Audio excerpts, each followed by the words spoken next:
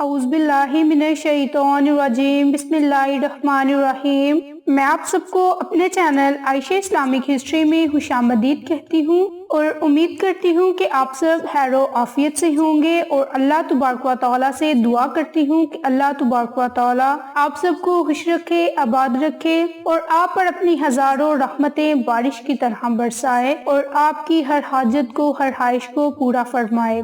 سامعین، جیسا کہ آپ سب لوگ جانتے ہیں کہ ہم آپ کے ساتھ روزانہ کوئی نہ کوئی اللہ کا صفاتی نام، کوئی نہ کوئی قرآنی وظیفہ، قرآنی آیات کا وظیفہ، قرآنی سورت کا وظیفہ، اللہ کے نام کا وظیفہ، یعنی کہ کوئی نہ کوئی کلمات، کوئی نہ کوئی آپ کے ساتھ وظیفہ شیئر کرتے ہیں۔ لیکن آج میں آپ کے ساتھ وظیفہ شیئر کرنے کے ساتھ ساتھ ہی صدقہ کرنے کے بارے میں احادیث نبوی صلی اللہ علیہ وآلہ وسلم کا مفہوم شیئر کروں گی، اور صدقے کی اہمیت کے بارے میں بتاؤں گی، اور آپ کو یہ بھی بتاؤں گی کہ کن کن چیزوں سے صدقہ کیا جا سکتا ہے۔ تو صدقے کی اہمیت کے بارے میں، صدقے کی احادیث نبوی کے بارے میں، اور کن کن چیزوں کا صدقہ ہوتا ہے، ان تمام چیزوں کے بارے میں معلومات حاصل کرنے کے لیے آپ سب سے میری گزارش ہے کہ میری ویڈیو کو آخر تک ضرور دیکھیے گا، اور جن لوگوں نے ابھی تک میرے چینل عائشہ اسلامک ہسٹری کو سبسکرائب نہیں کیا، وہ نیچے موجود لال رنگ کے بٹن کو دبا دیں اور ساتھ موجود گھنٹی کے بٹن کو دبا دیں تاکہ میری ہر نئی آنے والی ویڈیوز کی اپڈیٹ آپ تک بآسانی پہنچ سکے۔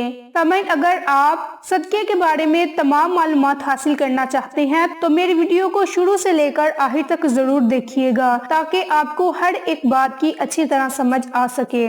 حدیث مبارک میں ہے کہ رسول اللہ صلی اللہ علیہ وآلہ وسلم نے فرمایا، مسلمان کا صدقہ اس کی عمر میں اضافہ کرتا ہے اور بری موت سے بچاتا ہے، اور اللہ تعالیٰ اس کے ذریعے تکبر اور فخر کو زائل کر دیتا ہے۔ ہر ایک سانس کا صدقہ ہوتا ہے۔ اس کے بارے میں رسول اللہ صلی اللہ علیہ وآلہ وسلم نے ارشاد فرمایا، انسان کی ہر ایک سانس کے بدلے میں اس پر روزانہ صدقہ دینا لازم ہے۔ جس میں سورج نکلتا ہے، عرض کی، یا رسول اللہ صلی اللہ علیہ وآلہ وسلم، اتنا زیادہ صدقہ دینے کے لیے ہمارے پاس کہاں گنجائش ہے؟ رسول اللہ صلی اللہ علیہ وآلہ وسلم نے ارشاد فرمایا کہ بلائی کے دروازے زیادہ ہیں، سبحان اللہ کہنا، الحمدللہ کہنا، اللہ اکبر کہنا، لا الہ الا اللہ پڑھنا، نیکی کا حکم دینا، برائی سے منع کرنا، تکلیف دہ چیز کو رستے سے ہٹا دینا، بہرے شخص کو بات سمجھا دینا، نابینا شخص کی رہنمائی کر دینا، کسی کام کے سلسلے میں رہنمائی اگر کوئی مانگے تو اس کی رہنمائی کر دینا، اپنی ٹانگوں کی مضبوطی کی وجہ سے مدد مانگنے والے پر پریشان حال کے لیے کوئی کوشش کرنا، اپنے بازو کی مضبوطی کی وجہ سے کمزور شخص کے لیے وزن اٹھا دینا، یہ سب تمہارے لیے، نفس کے لیے صدقہ ہے، یعنی ہر چیز کا صدقہ ہے۔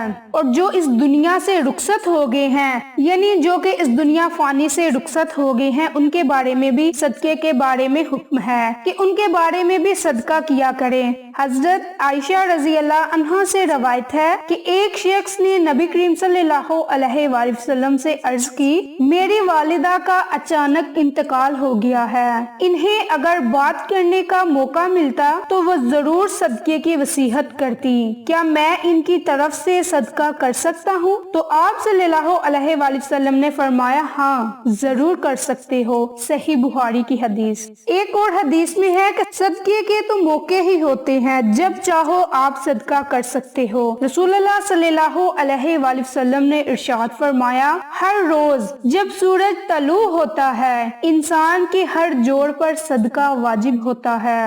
دو آدمیوں کے درمیان انصاف کر دینا بھی صدقہ ہے۔ کسی کی اتنی مدد کر دینا کہ اسے سواری پر سوار کرا دیا ہو یا اس کا مال لدوا دیا ہو تو یہ بھی صدقہ ہے۔ اچھی بات کہہ دینا بھی صدقہ ہے۔ نماز کے لیے اٹھائے جانے والے قدم بھی صدقہ ہیں۔ رستے سے اذیت والی چیز ہٹا دینا بھی صدقہ ہے۔ صحیح مسلم۔ بے شک صدقہ جب انسان کے ہاتھ سے نکلتا ہے تو اس وقت 5 جملے کہتا ہے۔ صدقہ کیا کہتا ہے؟ میں فانی مال تھا، تو نے مجھے بقا دے دی، میں تیرا دشمن تھا، تو نے مجھے اپنا دوست بنا دیا، پہلے تو میری حفاظت کرتا تھا، اب میں تیری حفاظت کروں گا۔ میں حقیر تھا، تو نے مجھے عظیم بنا دیا۔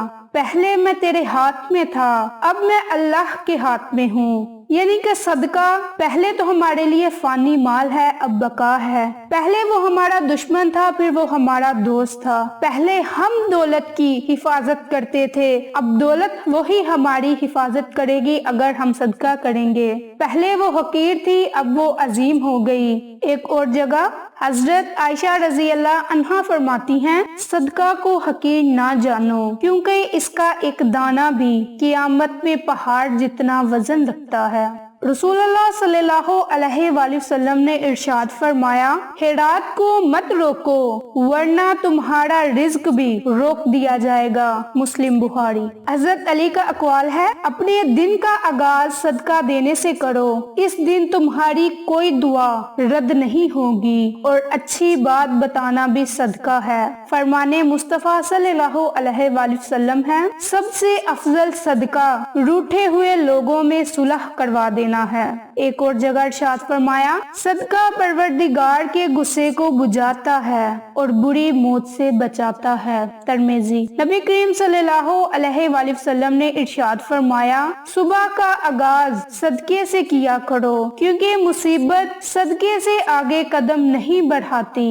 جیسے کہ قرآن مجید میں ارشاد ہے، اے رب اگر تجھے تھوڑی دیر کے لیے واپس لوٹا دے تو میں صدقہ کروں اور نیکوں میں شامل ہو جائیں۔ سورۃ منافقون کی آیت کا ترجمہ ہے۔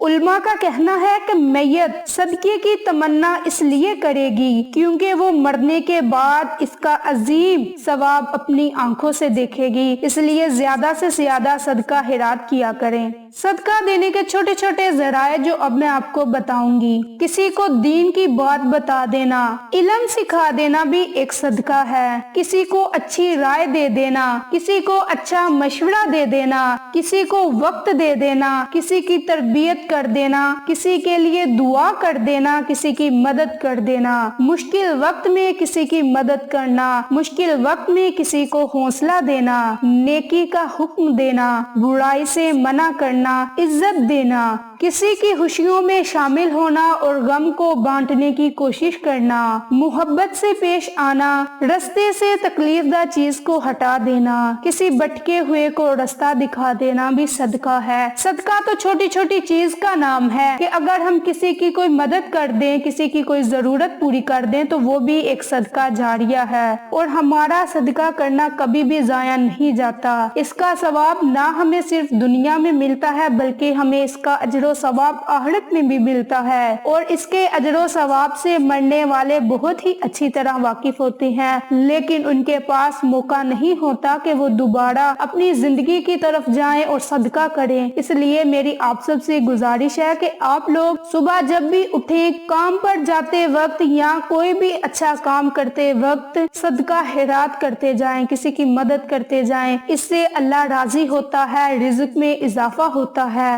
مال میں اضافہ ہوتا ہے، اور وہ مال جو ہمارے لیے اس دنیا میں سانپ ہے وہ آخرت میں ہمارے لیے ڈال بنے گی، دوزخ کی آگ کو ٹھنڈا کرے گی۔ تو اس لیے زیادہ سے زیادہ صدقہ خیرات کیا کریں تاکہ آپ کی دنیا کے ساتھ آخرت میں بھی مشکلات کم ہوں۔ آپ کو دنیا کے عذاب سے حفاظت تو ہوگی لیکن آپ کو آخرت میں بھی اس کا اجر و ثواب ہوگا، آپ کے عذاب کو ٹال دے گی۔ تو اس لیے زیادہ سے زیادہ صدقہ خیرات کیا کرو، لوگوں کی مدد کیا کرو اور لوگوں کو خوش کیا کرو، کبھی بھی کسی کی دل آزاری نہ کیا کرو۔ تو سامعین، آج میں نے آپ کے ساتھ احادیث نبوی صلی اللہ علیہ وآلہ وسلم کی روشنی کے مفہوم کے مطابق صدقے کی اہمیت اور صدقہ دینے کے طریقہ کار اور ایسی چند چھوٹی چھوٹی باتیں بتائی ہیں جن کے ذریعے سے آپ صدقہ کر سکتے ہیں اور آپ کو زیادہ مشقت کرنے کی ضرورت بھی نہیں ہوگی۔ تو امید کرتی ہوں کہ آپ کو صدقہ خیرات کرنے کے بارے میں اچھی طرح سمجھ آ چکی ہوگی۔ اگر آپ کو میری کسی بات کی سمجھ نہ آئے تو آپ کمنٹ باکس میں پوچھ سکتے ہیں، ہم آپ کی رہنمائی ضرور کریں گے۔ اور اچھی بات کو دوسروں تک پھیلا دینا، دوسروں کے ساتھ شیئر کرنا بھی ایک صدقہ ہے۔ آخر میں اللہ سے دعا ہے کہ اللہ ان تمام اہم باتوں پر مجھے اور آپ تمام سامعین کو عمل کرنے اور دوسروں کے ساتھ صدقے کی نیت سے شیئر کرنے کی توفیق دے، پنجگانہ نماز پڑھنے کی توفیق دے، صراط المستقیم کے راستے پر چلنے کی توفیق دے، آمین۔ آپ کو ہماری ویڈیوز پسند آئیں تو اسے لائک، شیئر اینڈ سبسکرائب کیجئے اور صدقے کی نیت سے اپنے پیاروں کے ساتھ، اپنے جاننے والوں کے ساتھ شیئر بھی لازم کیجئے۔ انشاءاللہ پھر کسی نئی اچھی ویڈیو کے ساتھ یا اچھی معلومات کے ساتھ آپ کی خدمت میں حاضر ہوں گے۔ تب تک کے لیے اجازت دیں۔ السلام علیکم ورحمۃ اللہ وبرکاتہ۔